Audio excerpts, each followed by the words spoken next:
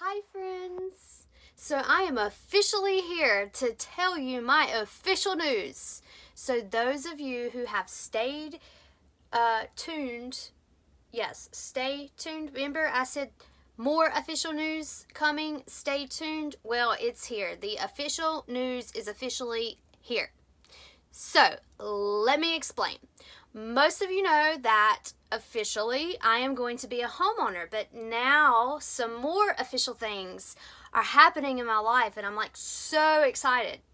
This year, 2020, a lot of people, we think it's crazy and yeah, it has been crazy. It has been like crazy big for me in my walk with God, where He's taken me and all the things that He is birthing in the year 2020, right in the middle of a pandemic and during COVID. So, let me tell you about the goodness of God. The summer semester, this past summer, I had an assignment for school, and one of the questions was, what do you want to be doing in 5 years? So I kind of thought about that, and I'm like, that's a good question. What do I want to be doing in 5 years? And so as I thought about it, the scripture come to mind. Then the Lord answered me and said, write the vision and make it plain on tablets, that he may run who reads it. For the vision is yet for an appointed time, but at the end it will speak and it will not lie. Though it tarries, wait for it, because it will surely come. It will not tarry. And so what I put on the answers to that question, this is what I wrote. In 5 years, I want to be writing yet another book, possibly even be in the process of having a movie produced in my life out of my first book, The King's Daughter. In 5 years, I want to be running my own organization or agency, such as a non-profit, that will have different aspects such as faith-based harm reduction, evangelism, and discipleship. In 5 years, I want to be a homeowner, holding worship gatherings and or Bible studies in my home. So as y'all know, the homeowner piece it's in the process. It is happening. It's a done deal. All right, so the other piece to this is the nonprofit. So if any of you have seen some of my posts on Facebook, every Saturday, me and my beloved sister in the Lord, April Payne, we go out every Saturday and we minister. We just go find people and love on them and share the love of Jesus with them. And sometimes we adventure into tent sites. We literally go inside the woods and find people in Gastonia. And other times we go to hotels or downtown Gastonia, wherever, the Holy Spirit leads us. For the past little over a month, probably longer than that, couple months, we've been going to Midtown, Motor Inn, right in the midtown of Gastonia. So, anyways, we decided that we wanted to become a nonprofit 501c3, an actual organization. The ministry was sort of birthed accidentally, I know with God, this definitely was not accidental and everything was intentional. But for me, it kind of felt accidental, especially in the beginning, because how we come about, I work for the Olive Branch Ministry, and I manage the Syringe Access Program and Opioid Overdose Response Team in Gaston County. So through my job, I get to work a lot in the community, and I get to interact with people in the community, especially the homeless and people who use drugs as well, and, et cetera, et cetera. So through my job, I was exposed to some tent sites where people were living at, and I was visiting with them pretty often. And my friend April, she makes prayer cloths. She has a prayer cloth ministry, her and her mom. I think her mom sews them, and then she decorates them, prays over them, and anoints them with oil. So for a couple years now, she has given me like batches at a time to hand out to people. And so a lot of the times I will pair it with my testimony that I have typed out, and I just roll it up like a scroll and I tie it with a piece of rope and I put the prayer cloth with it. Sometimes I have some other things, but anyways, that's another story for another day. And so anyways, at the tent site one day, I decided to give out some of these prayer cloths. And I also asked the people living there if I could take a picture, because like the way they had it set up was like set up. It was like legit. They had a nice little setup. And so I was like, can I take a picture of this?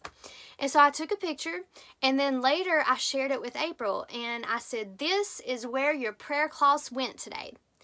And I guess something about that picture just moved her deeply. And she asked me, she said, can I go with you one time, next time?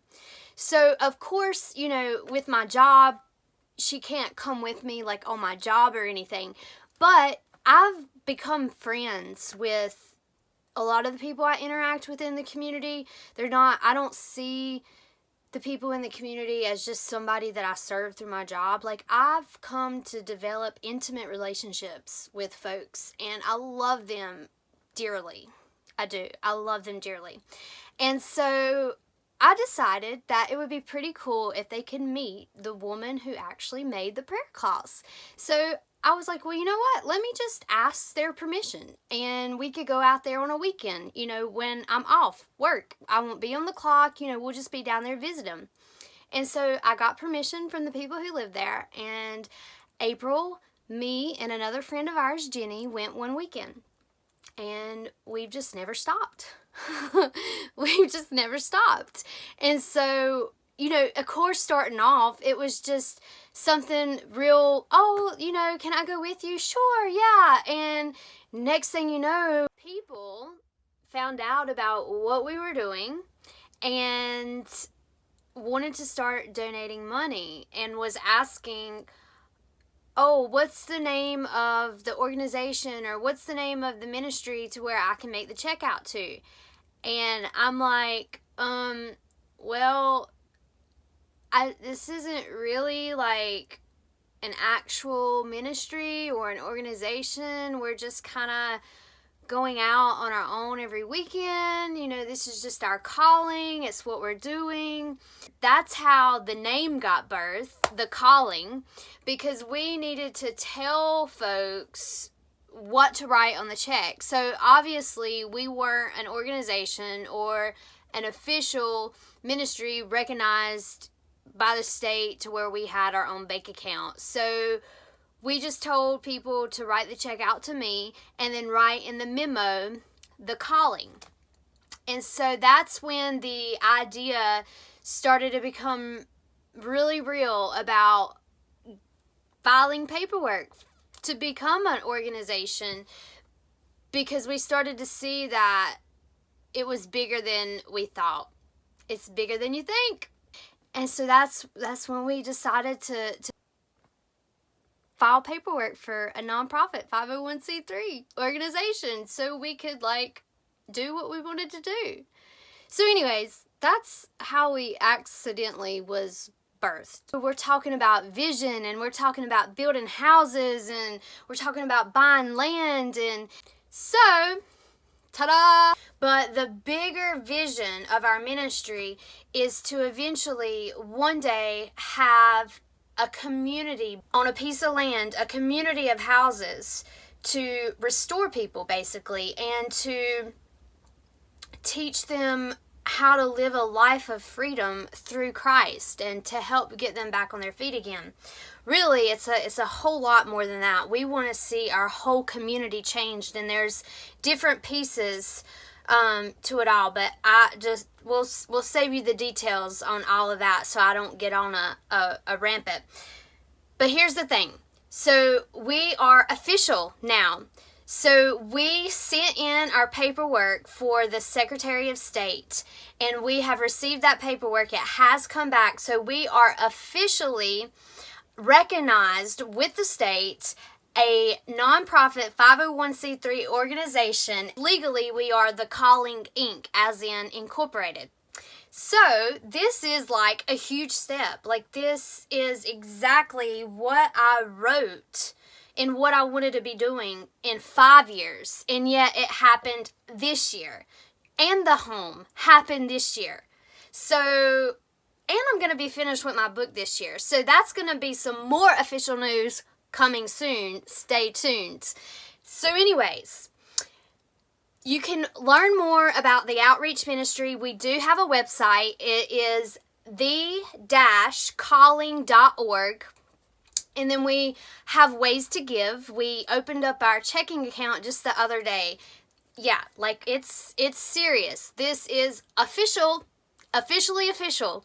So there are many ways that you can give. If you want to sow into this ministry, then you can do so by PayPal, you can do so by CashApp, or you can write a check, make it payable to The Calling. And if you want to give that to me in person, or if you want to mail it, just inbox me for the address and, we can get that to you. And let's see, am I forgetting anything? I don't know, but all I know is that this is official and more official things are coming soon. So stay tuned. Oh, so I gotta tell you about the newsletter. Each month, we compose a newsletter sharing all the details about the adventures we go on every weekend and all the things that happen in between with answered prayer. And it's just a testimony of God's goodness, of God's faithfulness, and we share about the things that are happening in the lives of the individuals that we encounter, because we don't just leave people, we actually talk to people and we build that relationship with them, and we start to see God working in their lives. And in our newsletters, we keep you updated. And it also has prayer points for the people that we encounter, if we know that they need prayer, what to pray for, how to pray. And then we also have some prayer points or declarations and decrees that you can decree and declare over this region, over Gaston County, over Gastonia. And if you don't live in our region, then you can use some of those same declarations for your region. Yeah. So anyways, if you want to subscribe to the newsletter, all I need is your email or your physical mailing address, so you can inbox me, PM me, or you can go to our website and you can subscribe. Again, the website is the-calling.org, and you can just either go to the bottom or click on subscribe, and then you'll type in your email. Now, if you want it mailed, then you'll have to let me know what your address is. But either way, we can do it through the mail or through email. So just let me know. I would really suggest getting that. And it's gonna be big. It's gonna be big. It's gonna be big. Said it's gonna be. God is gonna blow your mind.